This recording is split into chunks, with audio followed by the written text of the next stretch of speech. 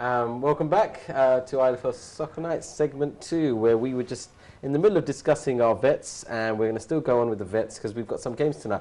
I'm going to take you straight over to the screens because I want to go through the fixtures that we've got. This coming Thursday, we've got 4 Premier League fixtures from the Veterans League, and they are London Tigers Vets versus Aberhani Vets, Stepney Legends versus Bromley Legends, Sire Vets versus Weavers Vets, and Tower Hamlets Vets playing against Masters, Beaumont Masters, that is.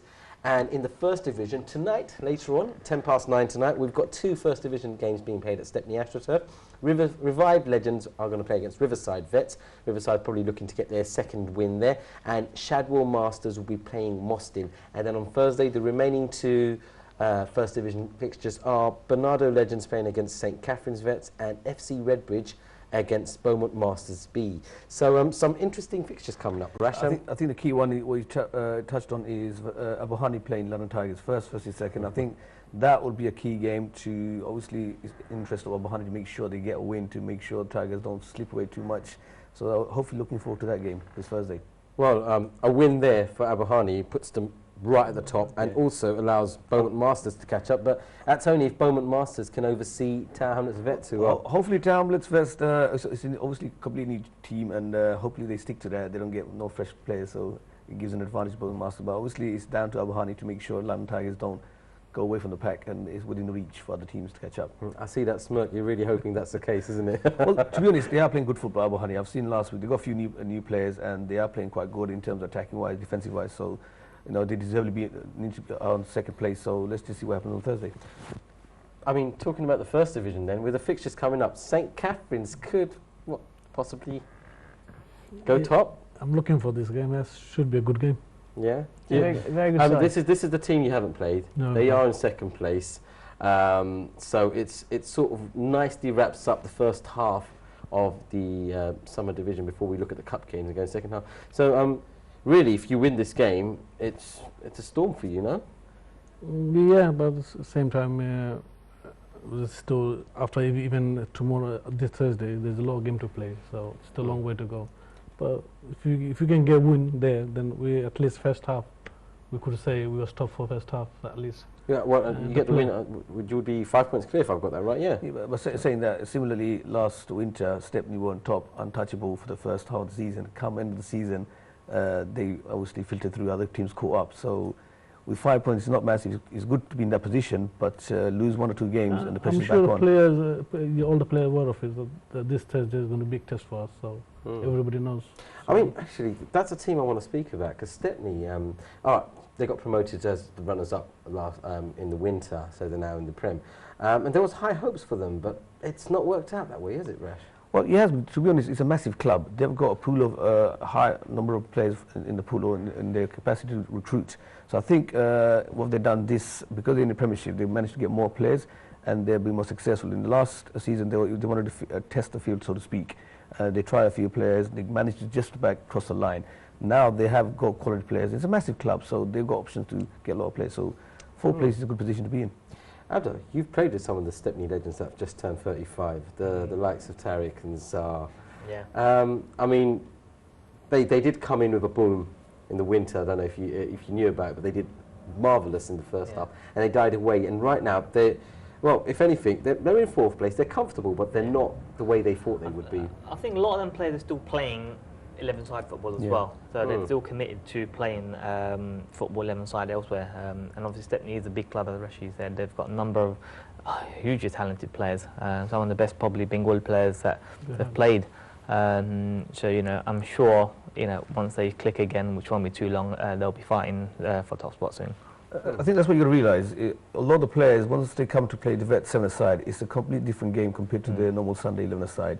The tactics are different, the pace are different, the fitness are different, oppositions are quite awkward or different. So I think a lot of players take time to adjust, because obviously if you look at the Vets League, it's the 5th season now. In the first season, it's completely different from how it was in terms of competitive. My first season, everyone thought we'll get together, have a little laugh, kick about, but now it's very competitive. You can't get into a team, hence my team, we've got to split in 2 teams. Like Bernardo, they were untouchable in the first season. It is very, very competitive. As season goes by, it's getting more and more competitive. And I guess we've got to do some justice for those teams at the bottom. I mean, are those the ones that are really feeling... I mean, the likes of Moston, who we really like, have been a breath of fresh air to this league, and Riverside Vets and Shadwell returning, Redbridge trying to revive themselves, but they're still the bottom four. I mean, what can you say for them? To be honest, I'm surprised with Shadwell Masters. I know I've seen the last 3 weeks, they've got a good number of players, experienced players. Again, Shadwell's an experienced side, got a lot of players, but it's just sometimes you don't get the results. It may play well, you just can't score. Moston, again, I'm a bit surprised because we played them last week. Very, very hard to break them down. It took us, I think, last minute to score against them. Very good outfit. Riverside, again, it's a lot of friends got together, so I'm not surprised with their position. But Shadwell Masters, very, very surprised. I expected them to be at least top 3 or top 4 in the league itself.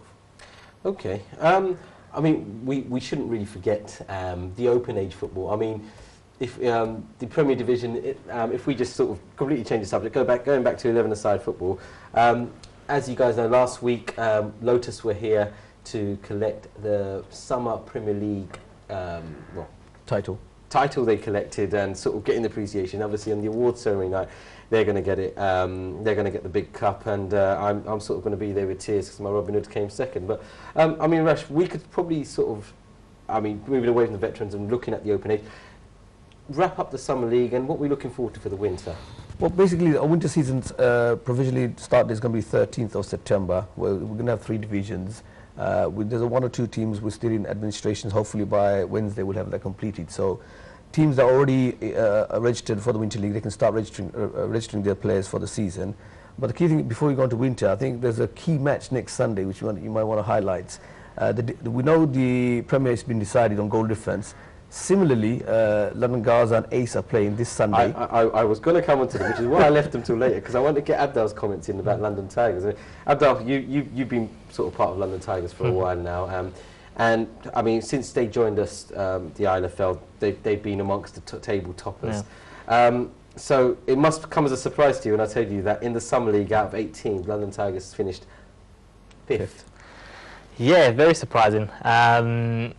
I don't know. I don't know if they've had the right amount of players or the same players that played for the summer as they do in the winter. I can see from that evidence, it's probably not. They probably have different players playing because, like I said, they are a talented set of footballers. But I'm sure, is it that fixture that they need to win?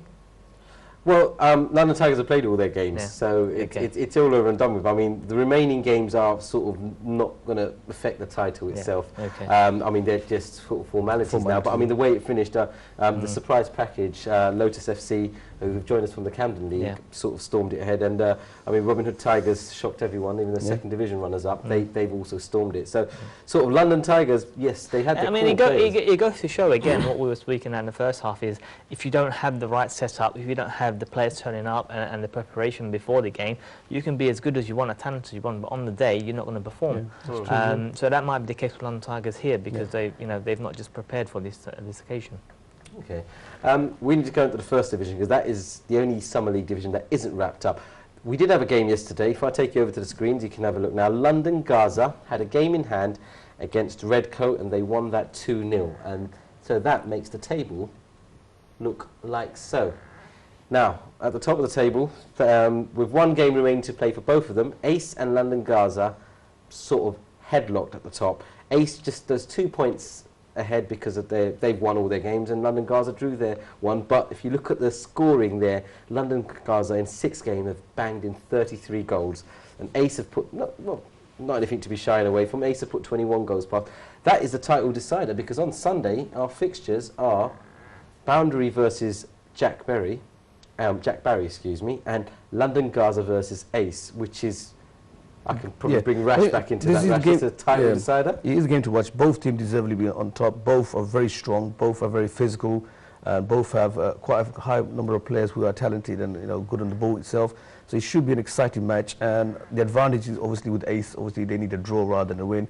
But I'm sure London Gaza are going to push them all the way. And it's a nice way to finish off the division on the last game on the last day, similar to the Premiership. So I mean, I was just looking at their results against Arsenal, who came third, the Arsenal community team. I mean, Arsenal did really well when they first came in and then realised the strength of this division and went back and recruited and really came strong. But still, London Gaza and Ace overcame them. London Gaza just pipping it with the extra result. But Is that going to be the difference between them, how they performed against the other teams, is how we can predict who's going to win this? To be honest, it's a 50-50 again on the day, which team wants it more. I think the drive and the passion will determine. Me personally, I'm thinking I may say 60% to Ace, because the experience they have, the players they have, I think they may have the edge, but it's still close to call. So on the day, it depends on who turns up and who drives the team forward more than the other. Well, we probably shouldn't forget the other teams in that division. I mean, Riverside, it's their second summer league with us. Done very well, finishing 4th. They had a poor start, but hopefully, you know, Riverside is a new team, fairly new. They've been only around for a couple of years, so for them it's about gaining experience, getting to know the system, and hopefully in the coming years they'll be more successful. And Jack Berry Saint-Germain, we still don't know who they are. David's been after them for a while. They're probably going to come on the show soon. But hopefully.